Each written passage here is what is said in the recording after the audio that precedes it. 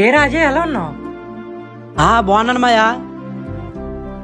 ఇంకేట్రా సంగతులు? ఇంకేముంటాయి మాయా, ఉదయం లేకని పొలం పని చేసుకోవడం, సాయంత్రం ఊరి మీద తిరగడం, అలా పల్లెటూరులో ఉండి ఉండి బోరు కొడేస్తుంది మాయా. ఇంకెన్ని రోజులు మాయా ఇలా పొలం పని చేసుకుని ఉండమంటావు? హైదరాబాద్లో ఏదైనా జాబ్ ఉంటే చూడొచ్చు కదరా, నేను కూడా వచ్చేస్తాను.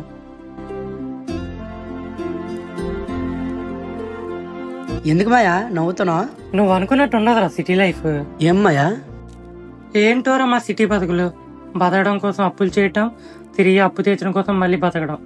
అవును, నీకు ఒంట్లో బాబు ఇక్కడ ఎవరు చూసుకుంటారా? మా అమ్మ మాయా.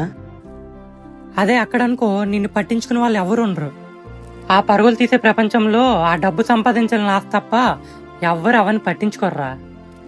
ఇక్కడ అయిన వాళ్ళని నొగ్గేసి అక్కడ వాళ్ళు ఇచ్చే 15-16 వేల కోసం అడిగి వెళ్ళి వాళ్ళతో తిట్లు తిని రోజంతా నరకం అనిపిస్తావురా. నువ్వు చెప్తే ఇప్పుడు అర్థమవుతుంది మాయా, నువ్వు అక్కడ ఎంత నరకం అనిపిస్తున్నావో.